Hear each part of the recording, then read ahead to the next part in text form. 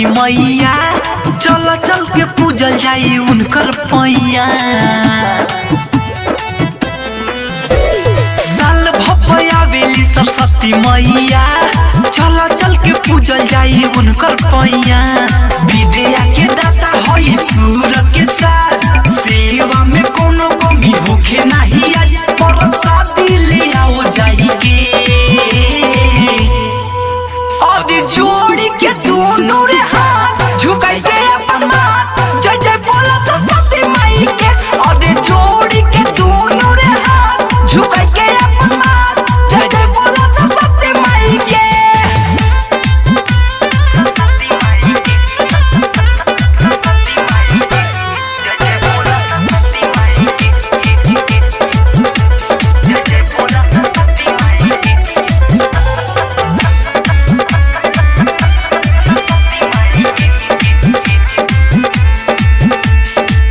जौन श्रद्धा से सिर झुकावेला वो झुकावेला, बिना मंगले वो सब कुछ पावेला वो पावेला।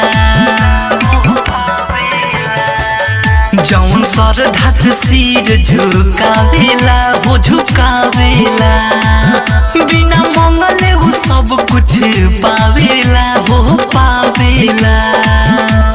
माली से कही के तू फूल मंगवाओ, चरण धोवेला माई के गंगा जलिया, धन हो जाइबा दर्शन पाई के। और जोड़ी के दोनों रे हाथ झुकाई के अपन माथ, जय जय बोला सरस्वती माई के। और जोड़ी के दोनों रे हाथ झुकाई के अपन माथ, जय जय बोला सरस्वती माई के। जय जय बोला सरस्वती माई के, जय जय बोला सरस्वती माई के।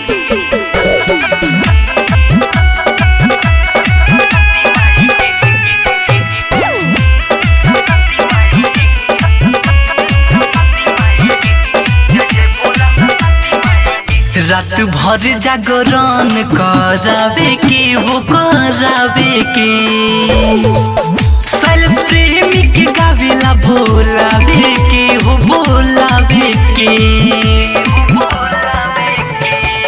रात भर जागरण करावे के वो करावे के, शैलेश मनीष के गावेला बोलावे के वो बोलावे के।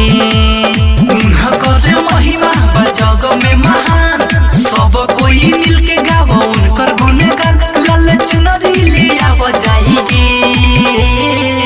और जोड़ी के दोनों रे हाथ झुकाई के अपन माथ, जय जय बोला सरस्वती माई के। और जोड़ी के दोनों रे हाथ झुकाई के अपन माथ, जय जय बोला सरस्वती माई के। साल भपया बेली सरस्वती मैया चल चल के पूजल जाई उनकर पैया। विद्या के दाता होई सूर के साज, सेवा में कोनो कमी होखे नहीं आई, प्रसादी ले आओ जाई के।